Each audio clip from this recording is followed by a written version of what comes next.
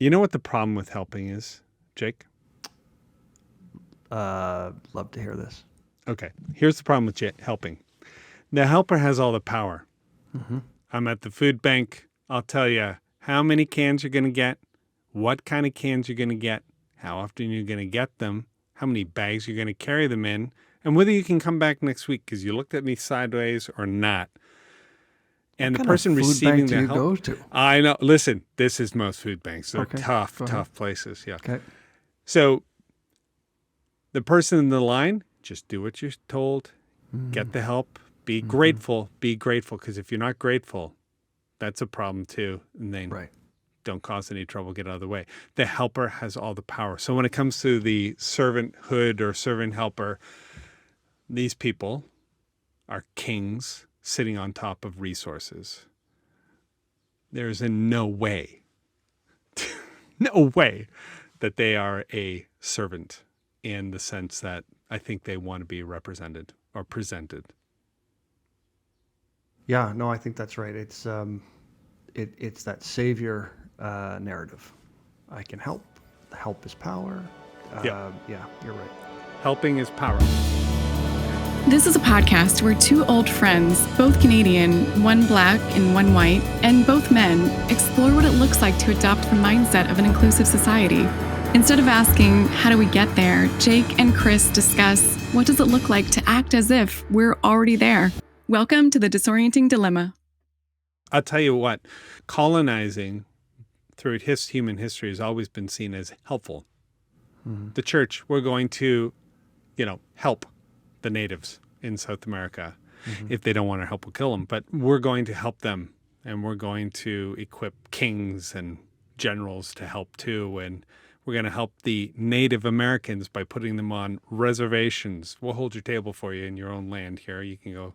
It's always been framed as, in fact, in that book that I think we've referenced before, The Imperial Cruise. Right. One of the photos that you see a lot is, I think it's the Spirit of Columbia or something like that. Anyways, it's a white woman floating over a bunch of wholesome pilgrims going across the West in their wagons.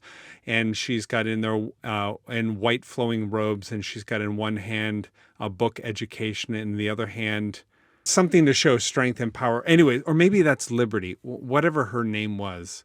The idea was that wherever the whites went, they brought education and help. But that was never how it was received. It's interesting because help looks like making you like me. So that's the help you have to receive. It has to be packaged like this, has to be received like this. It has to result in you being like me. And then I know you've been helped. That is the marker. That is the metric by which we evaluate how well you're doing. Well, you've pulled yourself up by your bootstraps. How do I know that? Because you're like me now. And now you have a duty to go out and help make other people. And this is the Great Commission. Go and do likewise. Yeah, it goes hand in hand with religion. When Admiral Percy sunk the Japanese fleet without any sort of warning and then told the Japanese they were to open their gates, their trade routes to the Americans, and we'll be back, they were like, well, what are we going to do? And they decided to side with the Americans and adopted Western ways of dressing and everything, and quite literally moved towards looking and acting like the American colonizers who were exerting their dominance in effort to help the region. But what's interesting in this whole conversation is that's what the colonizers are doing. But it's interesting to think about how we perceive the people being helped. Mm-hmm. Yeah. In the 80s, you sent me those articles about, it was the poverty porn, right? Poverty porn, yeah. Poverty porn. I mean, I think it's fair to say that the term came out of some of those big concerts that they had in the 80s, Live Aid and some of those other ones where there were really Western-facing efforts to try and raise money for famine in Africa and AIDS some research of the most and all of these kind of severe famines that had rocked the continent for decades. So let's have a big concert. Let's raise money in lots of cool ways, and probably quite an undertaking for the 80s. I mean, it's not like you're just putting up a GoFundMe now. Yeah. A lot of coordination. No Facebook groups or anything like that back then. And one of those strategies was to use photography to try and elicit a feeling for people to give. And so if you took pictures of folks in really awful situations, right? So not a lot of dignity. Taking pictures of people at their worst moment in terms of suffering, hunger, pain, and so on. Could that be the leverage to release some funds from people who are feeling guilty or sad or some kind of reaction to it? And so the term poverty porn was coined in the 80s, I think, when attitudes around porn more generally were very different than they are today. So the idea, well, and I was alive in the 80s, so were you, and I saw some of these images. I had no idea there was a famine in Africa. And the way it was talked about on the news, without those images, it didn't seem that striking either. It was only until I saw the images of the small child emaciated beyond belief with flies all over them and on their eyeballs, and that you were struck with the horror of what was going on. It looked like photos from Auschwitz to some degree. And it was shocking, and it did galvanize the West to actually come up with vast sums of money and force governments to do something about it too, because they were willfully ignoring it as well. But then you're right. But then the danger of it being so successful in one front is that I like the term, it galvanizes a single story about Africa. And so if your mind goes there, then it's hard to think of any other experience. And so when folks meet folks coming to Canada from different parts of Africa, they recount how often people have that narrative still stuck right from the 80s when they're confronted with people who are university educated who did not have the experience of famine. They just can't switch because that's been allowed to sit there as that's what Africa is as a continent. Yeah, but so what? Right? On the one hand, I mean, I know it's to be provocative. Yeah. Right. Yeah, we get it. Yeah, like people got food and are alive because of that effort. And I don't know which is worse, doing it slightly wrong so that people don't have dignity and we might have a one-dimensional view of an entire continent, which nobody's going to argue that's not good. But is it worse than being blissfully ignorant? Just skipping the 80s on Live Aid and that kind of thing. Yes, you're right. Now I have a song at Christmas time where do they even know it's Christmas Day or Christmas time or whatever that song is, right? Yep. And it was only till I was older that I began to think, well, a large majority of them are Muslim or some other faith. I don't know if they would really they care. Yeah. I have to look up when holidays are in the Arab religion. So if they don't know, who cares? But the idea is, and this is I think the insidious thing that you're talking about, Jake, that if they had food and they were looked after, if we could solve their problem, they would all celebrate Christmas like us. They would get presents like us. They would enjoy life like we do. Meaning, we're going back to the original, the problem with the helper is, I'm helping so that you become like me. Yeah, but I think we're assuming all the good, right? So you're saying, well, maybe if there's a little bit of trade-off, that there's some bad and some really good comes out, like maybe it's the ends justify the means. But I think there's another angle there around exploitation, where there's a lot of criticism around the movie Slumdog Millionaire, that it portrayed a story in ways that were perpetuating those stereotypes, and it, again, told a single story. And so the ways it shows up in charity campaigns, the way it shows up in arts, other people are making the money, other people are holding power. It's actually creating a dynamic where people are becoming more wealthy or more powerful. In terms of raising money?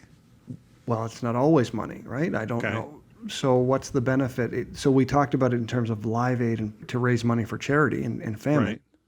What about a show? What about a movie? What about places to go and say, oh, that will sell? Okay, well, wait. I feel like this is interesting. I feel like I'm stuck on the one hand agreeing with you to say, yes, objectifying or characterizing people in a one-dimensional, that's what a poor person is like, right. And we need to solve them they are a problem. And they know they need to be solved too, because obviously they want to be middle class, right? Like us. Okay. I get that.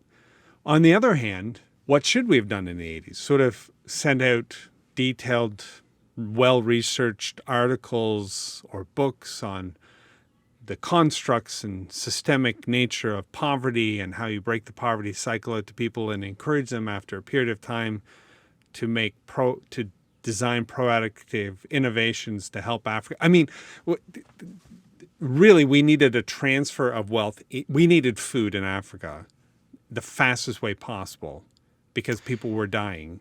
And the fastest way to get it is to not educate or inform or anything, just say, give me money now. And the best way to do that is to trigger the empathy so that somebody feels the pain and needs that pain to stop in the other person. The one thing that and create that urgency, because somehow they broke down the proximity, which is a problem when we go to help other people. We tend to help people who are most like us or closest to us. So they overcame that in a pretty significant way. So I don't want to say that was bad personally, but at the same time, I know that it wasn't good either. Yeah, but I think it's who tells the story, right? Who takes for me, in all of those, someone else came in to capture what was going to sell, what was the shot. I don't see a lot of agency from the folks in the photos participating in telling their story. This is why I like the difference between some of those other examples that were used in the 80s and like a campaign like Humans of New York, where people are choosing to tell their own story. The pictures don't tell, it's not just visual. There's something human about it, so you focus in on the person, not so much the context. So you may look at a picture and say, that face is very interesting. I wonder what the story is behind that face. And then you read it. And I read one time where a person was a double murderer. There was nothing in the photo that would suggest that. So when I got to their words, their story, I found it very compelling, that first voice, far more than if you showed me a picture of that person standing with two bodies. That's salacious, but it doesn't inform me, doesn't move me. I don't actually have a genuine connection to it. Okay. I think I'm getting the point that you're making, but I do want to make the observation that the murderer inflicting the violence is quite different than being the victim of circumstance in terms of how we respond to it. So, so a child half buried in rubble, you send that photo. Okay, here's another one. Okay. You remember the Syrian during Arab Spring, and then the Syrians started to fight back and kill a whole bunch of their own civilians. And there was this exodus, these refugees getting out of this fight zone between Russia, Israel, Iran, the United States, everybody getting in there and making everything worse, Turkey. And there was this one photo on I think it was maybe the Globe and Mail, some national paper in Canada of a dead small child on a beach. On a beach, yeah. That's irrefutable. I mean, most people don't look at that and go, what are you going to do, right? They don't read it like a statistic. Today, 100 children will die. Yeah, what are you going to do? I mean, you saw that and you thought, oh man, that I've got to respond to that. I think you're right. So I've got to respond to it, but it doesn't craft out the response is, so send me $100. So the payoff for this is generally, it's not that we can't tell the stories. It's that these, there's often the immediate, we need volunteers, we need money. Yeah. That's that's journalism. Right? I don't remember seeing that. I saw the picture. I remember the picture. That was told in a slightly different way than I think what we're talking about, like send your money in. Well, the point, that may be true, but the point I want to make is send your money in you need proximity. In our work, we always say you need to have proximity to the people you're going to. I need to be able to, in my mind, imagine what it would be like to be that person. The little baby on the beach, little child on the beach. I can imagine what it would be like to be the brother, sister, their parent. It's just heart-wrenching. That is absolutely, human beings have evolved to respond to face, right? I'm not going to get emotionally engaged with a bunch of bullet points or a well-written news article with no photos. And I think that's why this works. So that's just the way human beings are. We respond to those visuals. That can't be wrong. It's just who we are. It's not wrong that we respond that way. I think what you're saying is, but when you employ it to raise money, and then I would say, well, wait, aren't we raising money to help to prevent more children being dead on the beach? How is that wrong? Yeah, I mean, where we get stuck is we get stuck in a binary of all right or all wrong. Right. So that, it's not, I don't think it's that black and white. But I think about the work that we talk about around sexualized violence on campus, and one of the ways a lot of people often talk about it, particularly to men, is to say, imagine it was your mother, your sister, your daughter, which is actually not helpful, because if you can't imagine it, then does it let you off the hook? That you actually have some work? Like I get the proximity. I absolutely get it. Mm-hmm. But if I don't feel proximity, does it make me any less culpable? It may not get me engaged in the work to do. Yeah, you're not less culpable, but you certainly are irrelevant. Right. So I'm not gonna join in. But that can't be the only. I think this is the space for different types of allyship. This is why the one-to-one, the telling the story. I wonder about when we go out with volunteer. There's something really cool to go to a volunteer event, corporately particularly, and then snap a lot of pictures. And then you want to take the pictures back and show what we did. Right. What's central to the picture? Is it the work? I mean, we talked a little bit about performative allyship before, but is it the people? Are people being exploited in the photo?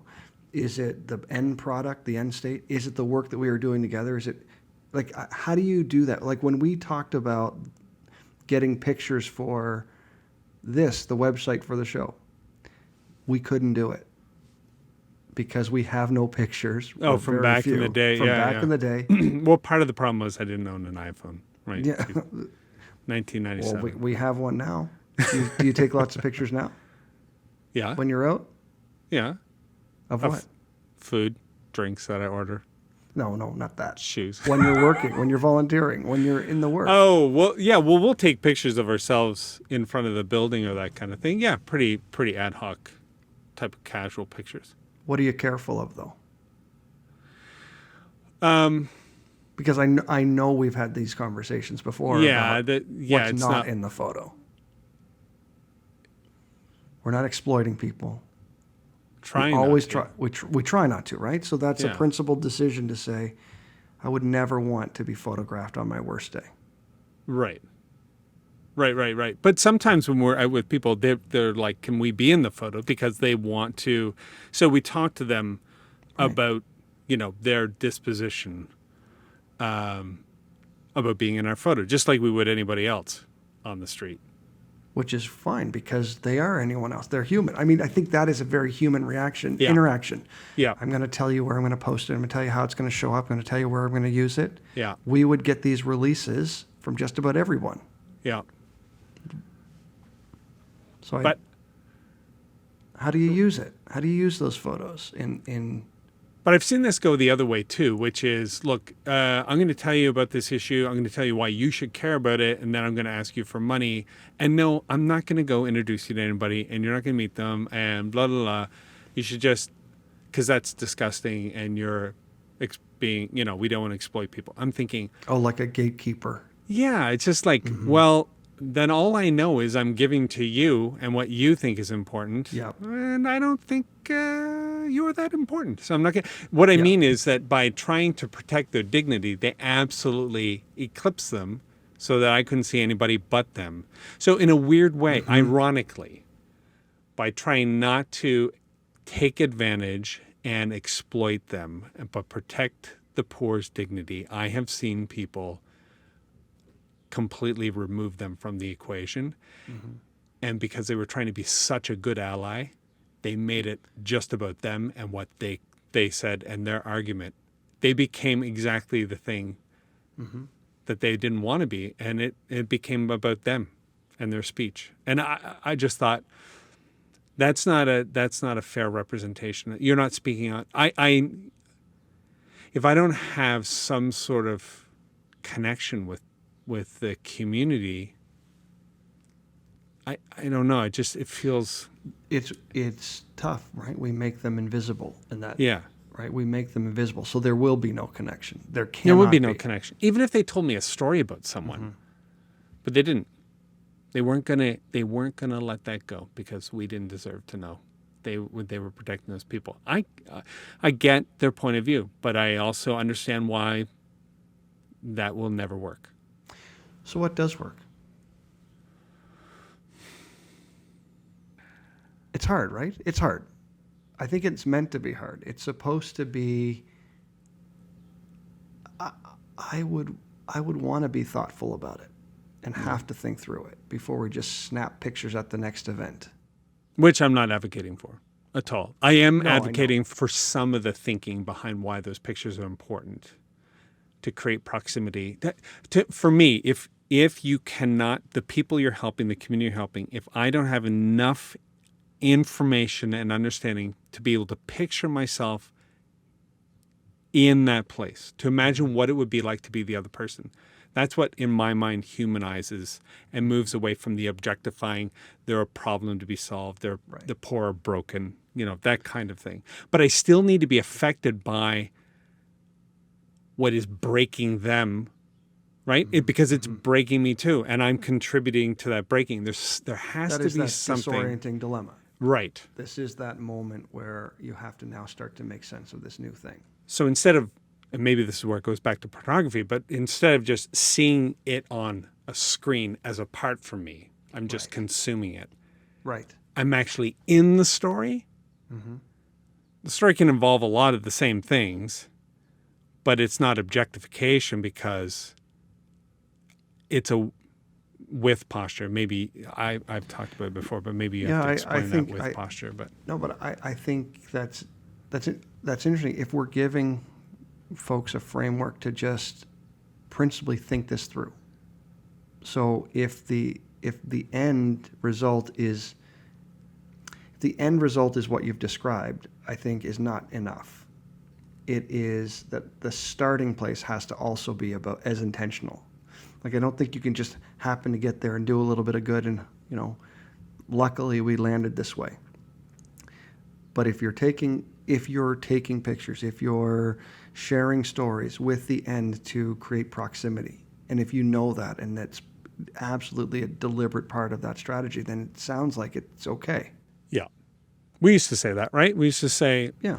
You'll know you're progressing when you know some of the folks here, their names and their stories. You're starting to belong to this community versus those people with those problems at that place that look like that kind of thing. You can describe them and you know where to find them, but you don't know any of them. You don't know the stories. You don't know their names. That to me is a little bit different. But when you put that on a global scale, like with Africa, I gave money and I didn't know any of their names. I didn't know really any of the stories other than what a photographer or videographer got back to me. That's difficult. Agreed. Okay. I already told Daniel, our producer, for anybody listening, if this actually goes on the air, I have no idea if you're going to be able to make a podcast out of this because this is magic somewhere. Well, this is really complicated because you can't have the right intent. When you go to help, you're just helping and you're probably helping for a lot of bad reasons. And that can't be... As a starting place. As a starting place. And we can't disqualify everybody who doesn't come correct. Right. On day one, that's like saying to, kindergarten kids, do you know your, arithmetic? No. Well, you're going to have to know it, so go learn it and come back here. It's Agreed. Kindergarten. We're going to pick our noses together and have naps. And that's the beginning of education. Just meeting people on the journey. No, I think there is, you've said it a couple different times, but it's the same word. There's an arc to it. There's an arc to that journey. Yeah. And I think you're right. You meet people where they are. They're going in the right direction. But I think the point of today was to create some positive tension for folks to say, well, how are we using it? How are we showing up? Are we creating proximity? How could we do more of that? Yeah. And if we can get folks thinking like that, I think Yeah. that's the point. So before we ramp up, I do want to give a concrete example that I heard from somebody who went to a fundraiser once. And in an effort to help everybody in the room understand the communities that they were working with, they asked them to take on a character or persona of that group. Some people were very wealthy and some people were very poor. What ended up happening, like any good vaudeville type of show, is you go to a trope, you go to the characterizing of a group by the stereotypes, right? The most bombastic big things. Like if you're going to be a clown, you're going to be a clown with huge feet and a big nose. Are all clowns like that? No, but that's the character that we know and we use to communicate that, right? And so this event, if I remember correctly, went horribly wrong as as people played up the worst version of who they saw that group to be, and in effect further disenfranchise them, which is what stereotypes do, us and them. I'm not like that. They're like this. Is that a good example of when, in an effort to create proximity, we do it the wrong way and we actually do harm? Yes. It trades on stereotypes. It creates caricatures of suffering. And then at the very end, you have a facilitator debrief it saying, so how did it feel to be poor? How did it feel to... And it is the most wildly offensive experience. And I've done one of those. You know, I think one of the takeaways was realizing how many, to your point around proximity, this had to happen for some of these folks because they had no access to actual people with the same lived experience. So all they could do is guess at it. Well, these must be the decisions that a person who has to live off of $700 a month. I think this is how they would act. Yeah. Why don't you ask them? Yeah. If you had to choose between food or rent, how do you make that decision? Yeah. Because people have that actual lived experience. And if you don't have, to your point, proximity, then all you can do is play and you can guess. And then you can have a nice social time after and sit in a circle and debrief a completely made up thing. I was deeply offended by this game that was, walk a mile in someone's shoes kind of thing without ever creating real proximity. Like, why? These are the right questions. They're absolutely the right questions, but you can't ask them to each other. Yeah. But I'm going to give you a take on a version of that. Typically in employee volunteering, you get the standard events. Let's go clean up a park. Let's paint a school. That kind of thing. Nothing wrong with any of that. They're kind of entry level. Just come as you are. Mm-hmm. We're going to do something together. Nothing wrong with that. And one of the very popular ones is backpacks. So what we try to do, stuffing backpacks, given in September. School supplies, that kind of thing. For a lot of middle-class folks, interestingly, they'll say, oh, I really never, I hadn't thought of that before. But why don't they could just go to the dollar store or whatever it is. So you unpack that a little bit. So there's a bit of awareness there.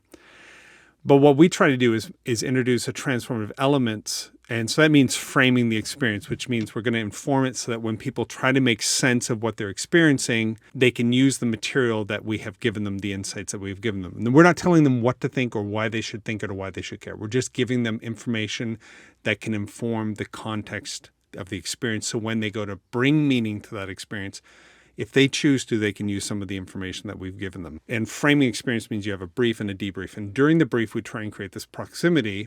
We talk about the significance of the task and the proximity to the beneficiary. But in this particular case, we were doing school backpacks, some of which were going to be given to a women's shelter. And it's very difficult to create proximity to the women's shelter because we're not going to go there. It's protected. It's a safe house, right? In this particular case. And we weren't going to treat it like a zoo and all march through and say, look at these ladies, look at how hard they're struggling. This feels like turn of the century stuff, 1900s, where you would, go to the poorhouse or the orphanage and feel bad for those kids and leave some money behind. That's not what we were doing. But you do need to create proximity. I do need to be able to imagine what it would be like to be the person. So we didn't have any experience with it.